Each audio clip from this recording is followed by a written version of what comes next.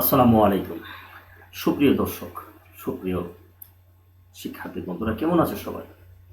আশা করি আল্লাহর অশেষ রহমতে সবাই ভালো আছো। প্রিয় শিক্ষার্থী বন্ধুরা, একটি নতুন ভিডিও নিয়ে তোমাদের সামনে উপস্থিত হয়েছি।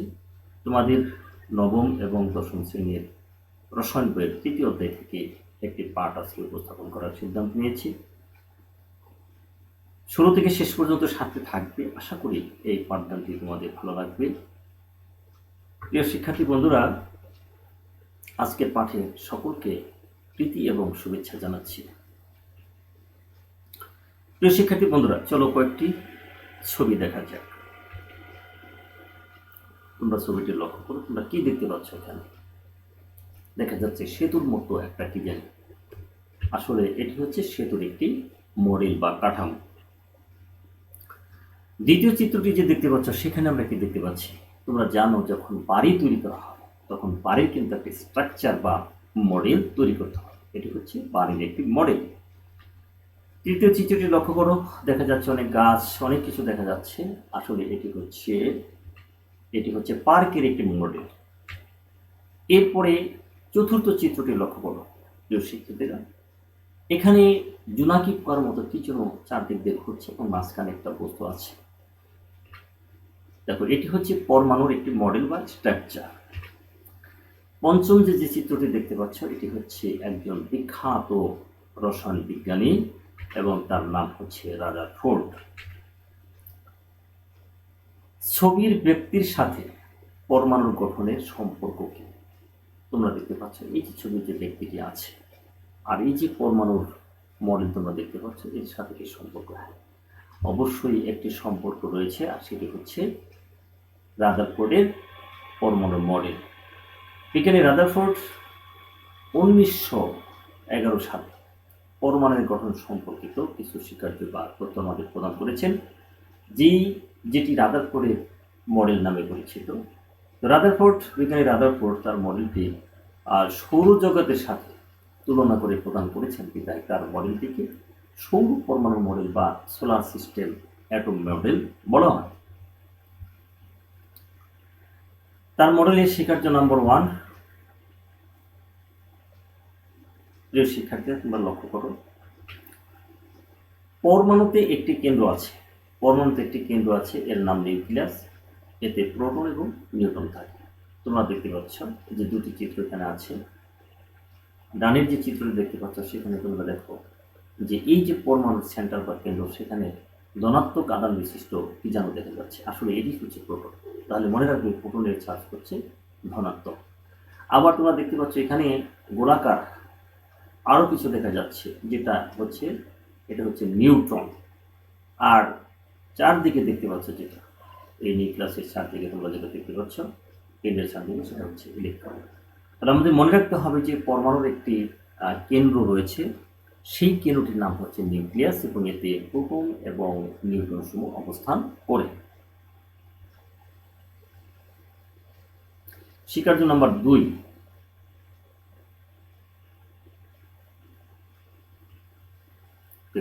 লক্ষ্য করো, বামের চিত্রে দেখা যাচ্ছে যে মাঝখানে কিছু একটা রয়েছে, যেটাকে আমরা নিউক্লিয়াস বলেছি একটু আগে। এখন কক্ষপথ আছে, সেই কক্ষপথ ইলেকট্রনগুলো করছে। এখন এখানে পরমাণু নিউক্লিয়াস অত্যন্ত ক্ষুদ্র।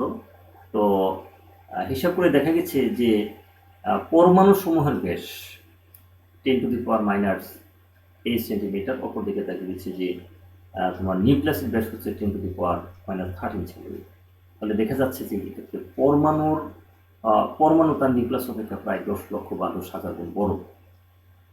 তো এই জন্যে, যেহেতু পরমাণুটা অনেক বড় আর নিউক্লিয়াসটা অত্যন্ত অল্প জায়গায় রয়েছে, সুতরাং পরমাণুর অধিকাংশ জায়গায় হচ্ছে ফাঁকা। এই জন্য তোমরা দেখতে পাচ্ছ যে এখান থেকে যে এই রশ্মিটা বের হয়ে যাচ্ছে, এটা হচ্ছে স্বর্ণপাত। এবং এখান থেকে এই পরীক্ষাটার নাম হচ্ছে রাদারফোর্ডের বিখ্যাত আলফা কণা পরীক্ষা।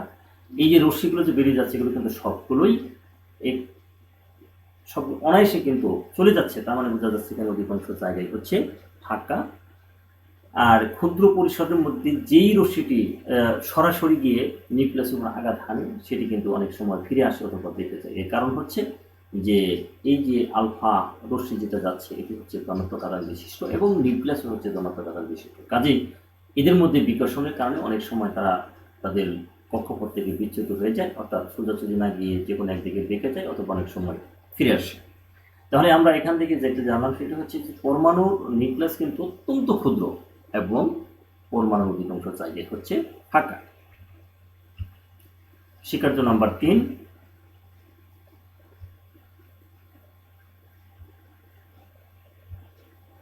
প্রিয় শিক্ষার্থীরা তোমরা লক্ষ্য করো, এখানে দেখতে পাচ্ছ যে সূর্য তার চতুর্দিকে করছে হচ্ছে গ্রহগুলি, অর্থাৎ সূর্যকে কেন্দ্র করে গ্রহের ঘূর্ণ।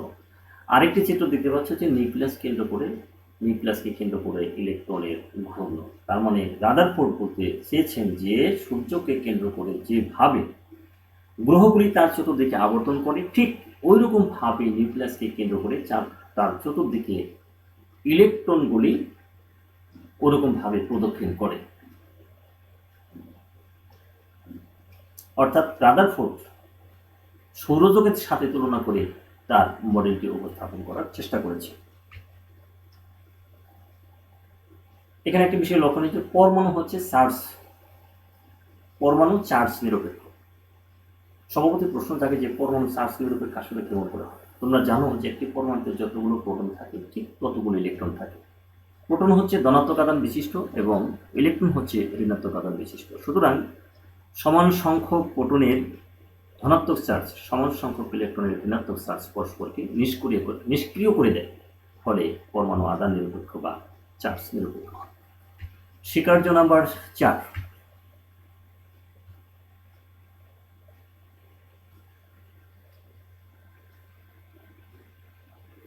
স্বীকার্য নাম্বার 4, ধনাত্মক আধান বিশিষ্ট ধনাত্মক নিউক্লিয়াস ঋণাত্মক ইলেকট্রনের মধ্যে কেন্দ্রমুখী আকর্ষণ বল এবং ইলেকট্রনের ঘূর্ণনজনিত আকর্ষণ বল পরস্পর সমান। তোমরা জানো যে এই মহাবিশ্বের প্রতিটি বস্তুকণায় কিন্তু একে অপরকে নিজের দিকে আকর্ষণ করে। সেই জন্য এই ধনাত্মক নিউক্লিয়াস এবং ঋণাত্মক ইলেকট্রনের মধ্যে যে আকর্ষণ বল হয় সেটা হচ্ছে কেন্দ্রমুখী আকর্ষণ বল। এই বল এবং ইলেকট্রনের ঘূর্ণনজনিত আরেকটা বল আছে, এই দুইটি বল হচ্ছে পরস্পর সমান। প্রিয় শিক্ষার্থীরা, রাদারফোর্ডের চার্টে শিক্ষার্থী আমরা এতক্ষণ জানলাম। এখন আমরা জানবো যে রাদারফোর্ডের এই যে পরমাণু মডেল, সেই পরমাণু মডেলের কিছু সীমাবদ্ধতা বা ত্রুটি রয়েছে, যেগুলো এখন আমরা আলোচনা করার চেষ্টা করব।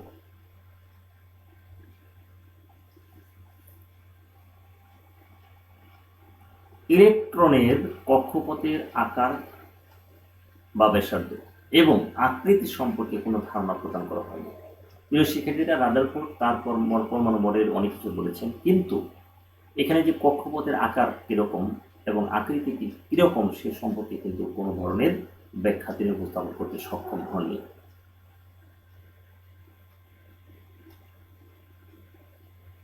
প্রিয় শিক্ষার্থীরা লক্ষ্য করো যে সূর্য ও গ্রহ আধান নিরপেক্ষ, নিউক্লিয়াস ও ইলেকট্রন আধানযোগ্য।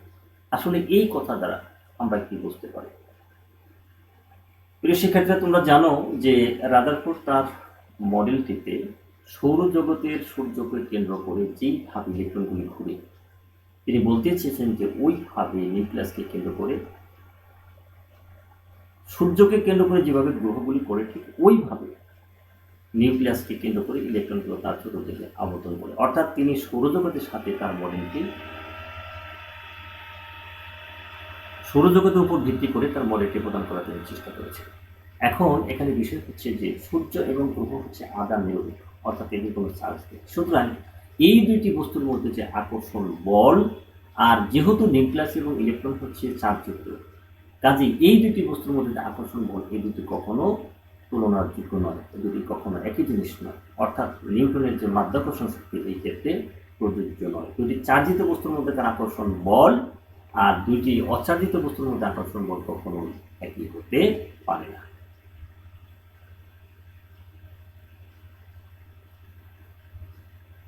শিক্ষার্থীরা লক্ষ্য করো, এক ইলেকট্রন বিশিষ্ট পরমাণু গুণন দেখানো হয়েছে, বহু ইলেকট্রন বিশিষ্ট পরমাণুর গুণন দেখানো হয়েছে।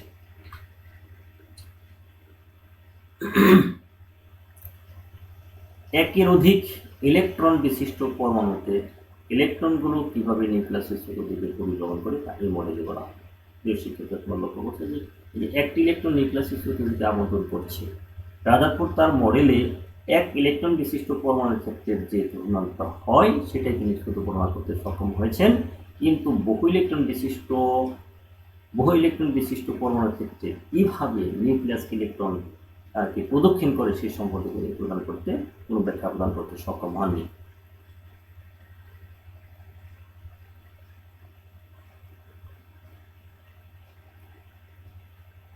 শিক্ষার্থী বন্ধুরা, তোমরা দেখতে পাচ্ছ এখানে জেমস ক্লার্ক ম্যাক্সওয়েলের একটি ছবি দেখা যাচ্ছে। তো জেমস ক্লার্ক ম্যাক্সওয়েলের একটি বিখ্যাত তত্ত্ব আছে, সেটি হচ্ছে ম্যাক্সওয়েলের তড়িৎচুম্বকের তত্ত্ব নামে পরিচিত। তো এখানে লক্ষ্য করো যে এখানে দেখা যাচ্ছে যে এই যে কক্ষপথ আস্তে আস্তে আস্তে ছোট হয়ে এখানে এক জায়গায় গিয়ে শেষ হয়েছে। কাজে এইভাবে যদি ইলেকট্রনগুলি যদি এই এলাকার পথে যদি ঘুরতে থাকে, তাহলে ঘুরতে সে কী করবে, পর্যায়ক্রমে শক্তি বিতরণ করতে থাকবে এবং পরিশেষে সে এসে নিউক্লিয়াসের উপরে এসে পড়ে যাবে। ফলে পরমাণুর স্থায়িত্বটা হয়ে যাবে, বিনষ্ট হয়ে যাবে। প্রিয় শিক্ষার্থীরা, এতক্ষণ তোমরা দেখলে যে রাদারফোর্ডের পরমাণু মডেলের স্বীকার্য এবং তার পরমাণু মডেলের সীমাবদ্ধতা বা ত্রুটি। এখন তোমাদের জন্য কয়েকটি বহু নির্বাচনী প্রশ্ন রয়েছে।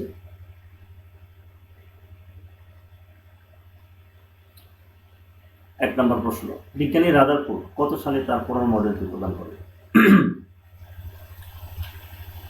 সঠিক উত্তর হচ্ছে 1911 সালে। নাম্বার 2, পরমাণু নিউক্লিয়াস কে আবিষ্কার করেন? সঠিক উত্তর হচ্ছে রাদারফোর্ড। একটি বহুপদী সমাপ্তিসূচক প্রশ্ন, পরমাণুর কেন্দ্র 1 নম্বর ধনাত্মক আধান বিশিষ্ট, 2 প্রোটন ও নিউট্রন দ্বারা গঠিত, 3 পরমাণু সমগ্র ভর বহন করে। সঠিক অ্যান্সার হচ্ছে 1, 2, 3।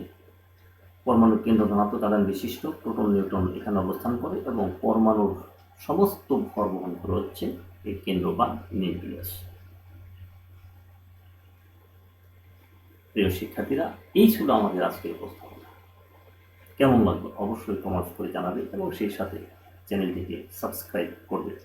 পরিশেষে সকলকে ধন্যবাদ জানিয়ে আজকের মতো এখানেই পাঠদান শেষ করছি।